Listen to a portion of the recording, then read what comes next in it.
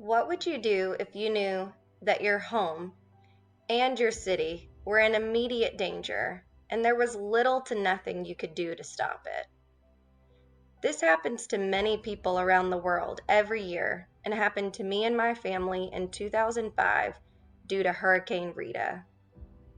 Many remember the devastation of Hurricane Katrina, but are unaware of the catastrophe of Hurricane Rita that happened shortly after.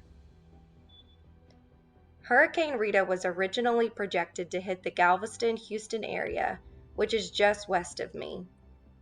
A mandatory evacuation was issued for those areas, and at the last minute, the storm slightly changed directions to make a direct hit on Jefferson County, on me. Now many more communities needed to evacuate immediately to be safe from the storm, and chaos ensued. With so many on the road fleeing for safety, a major traffic jam became the new danger. Many were stuck in traffic for over 24 hours. According to the Houston Chronicle, more than 100 evacuees died on the road due to medical emergencies that had no way to be treated. What should have been about a 2.5-hour drive to my aunt's house turned into almost 14 hours of slow crawling traffic. With the news reporting a direct hit after the storm landed, my father returned for work at the local refineries, while my mom and I headed on to be with family over 600 miles away in Arkansas. Here is actual footage from after the storm in 2005. Many of us in Southeast Texas were lucky that Hurricane Rita weakened from a Category 5, the highest rating a storm can be, to a Category 3 before landfall, and that we did not see the typical destruction associated with a Cat 3 storm.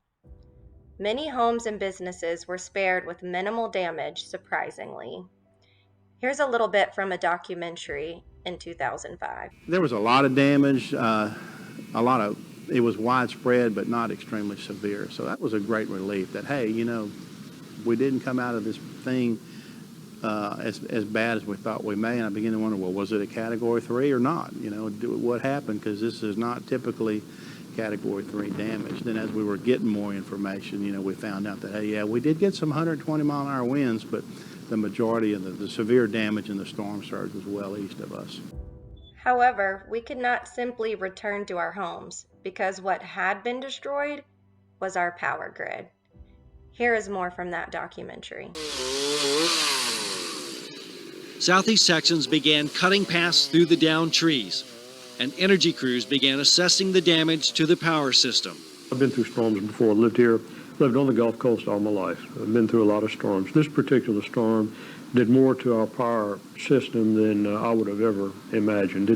It actually caused damage, significant enough damage to knock the electrical system completely down from about the Trinity River, roughly, maybe a little bit west of the Trinity River, but roughly the Trinity River, as far east as just a little east of Jennings, Louisiana, maybe towards Lafayette.